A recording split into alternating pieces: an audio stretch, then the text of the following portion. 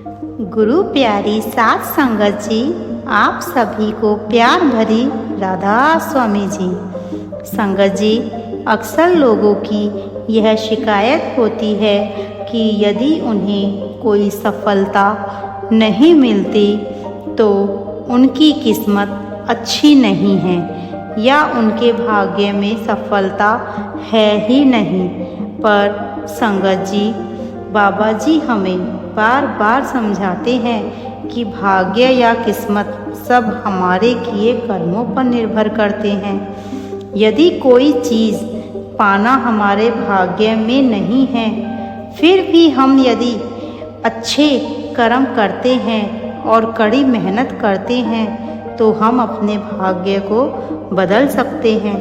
यह हम एक प्रसंग के माध्यम से समझते हैं।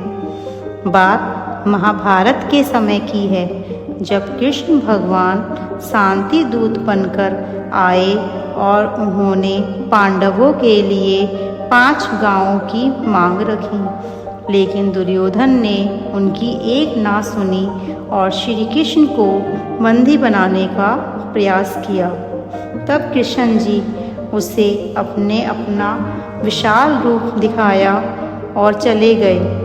उसके पश्चात धृतराष्ट्र को चिंता हो गई और उन्होंने एक ज्योतिषी को बुलाया और पूछा कि क्या मेरे दुर्योधन के भाग्य में राजा बनना लिखा है। तब उस महान ज्योतिषी ने कहा कि हाँ जी महाराज, दुर्योधन के भाग्य में राजयोग है। यह सुनकर धृतराष्ट्र ने युद्ध के लिए हाँ कर दी। जब युद्ध आरंभ हुआ तो 3 दिन के अंदर ही काफ़ी कौरव सेना समाप्त हो गई। तब उसी ज्योतिषी को राजा ने दोबारा बुलवाया और पूछा कि यह सब क्या हो रहा है। तब उस ज्योतिषी ने कहा कि महाराज, आप चिंता ना करें, दुर्योधन के भाग्य में राजयोग है, अतः राजा तो दुर्योधन ही बनेंगे। लेकिन धीरे धीरे सारी कौरव सेना समाप्त हो गई। तब धृतराष्ट्र ने क्रोध में उसी ज्योतिषी से कहा कि तुमने झूठ कहा था। तब उस ज्योतिषी ने कहा कि नहीं महाराज, किंतु कुछ तो है जो सारी दिशाएं और नक्षत्रों को बदल रहा है। अर्थात कहने का अर्थ यही है कि दुर्योधन के भाग्य में भले ही राजयोग था, लेकिन उसके बुरे कर्म उसके नक्षत्रों को बदल रहे थे। यही उसके कर्म अच्छे होते तो उसका भाग्य भी उसका अवश्य साथ देता। इसलिए संगत जी, हमें अपने भाग्य के भरोसे नहीं बैठना चाहिए।